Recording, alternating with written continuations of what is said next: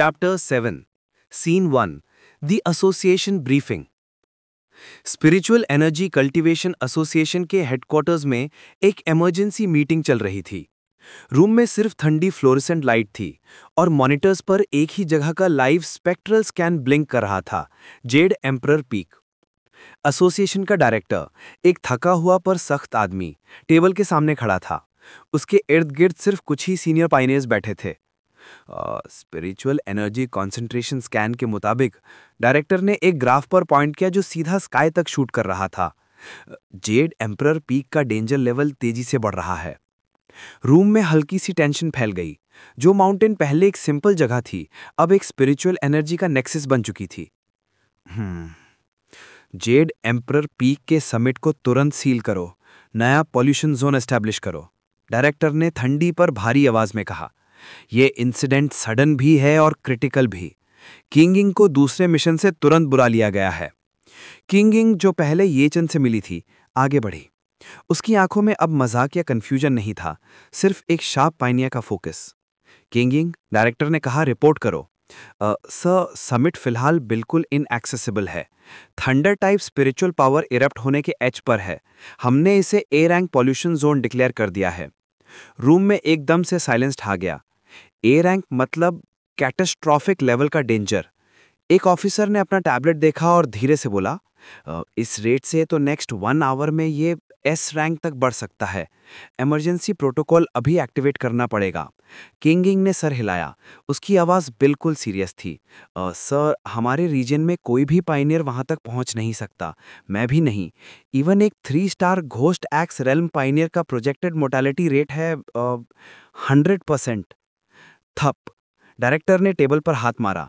तो फिर lockdown base से शुरू करो। 24 आवर की पेट्रोल लगाओ। किसी को भी माउंटेन पर चढ़ने मत दो। सोर्स पर ही कट ऑफ करो। Lock down the entire mountain. इस एक ऑर्डर के बाद सब समझ गए, यह सिर्फ एक डेंजरस जगह नहीं, एक फॉरबिडन जोन बन चुका था। Scene 2 the heart of the storm. इस सब के बीच माउंटेन के सबसे ऊपर जेड एम्परर पीक के फॉरबिडन हार्ट में येचन पहले ही पहुंच चुका था। हवा यहाँ हवा नहीं, तलवार जैसी थी। हर ब्रेथ में raw crackling thunder spiritual energy भरी हुई थी।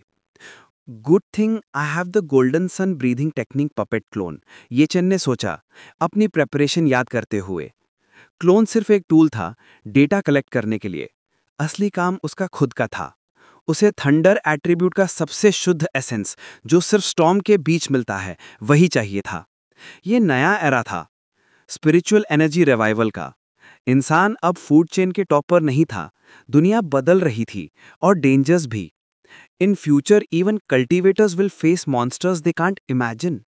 उसने अपने अंदर की कमजोरी पे नजर डाली। गोल्डन सन यांग एट्रीब्यूट और crimson flame blade technique inner flame में वो माहिर था। उसने अपनी टैंग ब्लेड में एट्रीब्यूट्स एम्बेड किए थे। डिस्ट्रक्टिव पावर हाई थी, पर ओवर रिलायंस ऑन वेपन्स एक वीकनेस है। मुझे खुद स्ट्रांग बनना पड़ेगा। उसने ऊपर देखा, जहां स्टॉर्म ब्लू वाइट लाइटनिंग बरसा रहा था। ये थंडरस पावर परफेक्ट है मेरे लिए। जो हेवन और अर्थ की चेंजेस में अपॉर्चुनिटी नहीं ढूंढता, वो मर जाता है। Scene 3 the tempering. ये चेन स्टॉर्म के कोर की तरफ चढ़ने लगा। रेजिस्टेंस तुरंत महसूस हुआ, जैसे माउंटेन्स खुद उसे पीछे धकेल रहे हों। आह उसके मसल स्क्रीम कर रहे थे। थंडर एट्रीब्यूट एक प्राइमल और वायलेंट फोर्स था। यह जैसे आसमान खुद उसे तोड़ देना चाहता था। आह आह हर सांस एक जंग थी। कैसे कैसे इसे कंट्रोल करूं? उसने दिमाग ठंडा किया। सिस्टम की बातें याद आईं। डायरेक्ट कांटेक्ट लेना होगा और अपने यांग एट्रीब्यूट को लिमिट तक पुश करना होगा। गोल्डन सन एनर्जी उसके बॉडी के अराउंड एक फायर लाइट शील्ड बन गई। ब्लू वाइट लाइटनिंग्स उसके इर्द गिर्द छिड़ी हुई थी। हा! एक एक इंच दर्द में वो आगे बढ़ता गया। आसमान से लड़ा, दुनिया पर अपनी विल थोपी। आखिर वो पीक पर पहुंच गया जहां से कोई लौट नहीं सकता था।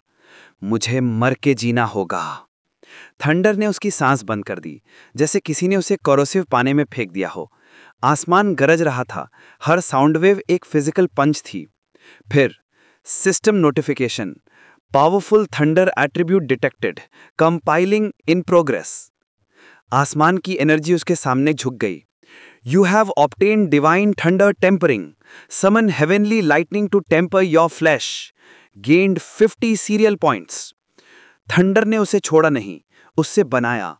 थंडर एट्रीब्यूट, एक स्पीयर भी, एक शील्ड भी। दर्द गया। अब एनर्जी सिर्फ हिम्मत थी। हर नर्व, हर बोन, हर मेरिडियन में रीबर्थ हो रहा था। Scene 4, aftermath and analysis.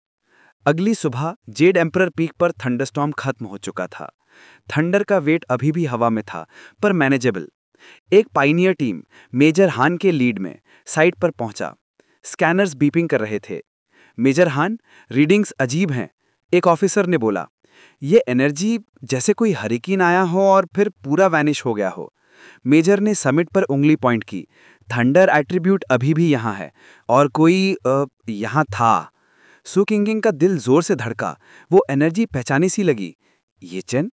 Major ने एक ब्लैक फेदर उठाया जो पार्शियली सिंच था। उसने फिंगर से छुआ और फेदर लाइटनिंग में डिसॉल्व हो गया। ये पाइनियर का काम है, मेजर ने कहा। किसी ने एनर्जी एब्जॉर्ब की है। वाई? सु किंगिंग ने पूछा टेंशन छुपाते हुए। बिकॉज, मेजर ने घूरकर कहा, क्योंकि थंडर का जॉय एक यूजर के एब्जॉर्प्शन से स्टेबलाइज हुआ है और रेमनेंट एनर्जी मेरी खुद की एनर्जी जैसे लग रही है। सु किंगिंग के जहन में एक नाम चमका, द ग्रेट पाइनियर। मेजर ने उसकी सोच कंफर्म कर दी। ये किसी नॉर्मल कल्टीवेटर का काम नहीं है। इस इंसान ने कैटास्ट्रोफी को एब्जॉर्ब करके अपने आप को टेम्पर किया है। कहीं दूर एक पाइनियर ने टेबल पर हाथ मारा। From now on spare no expense, find this person. वापस पीक पर येचन अकेला खड़ा था। स्टॉर्म का मालिक बन चुका था। Embed thunder attribute? Yes. Divine x उसके हाथ में क्रैकल कर रही थी, ब्लू लाइटनिंग के साथ। My new code name, tyrant.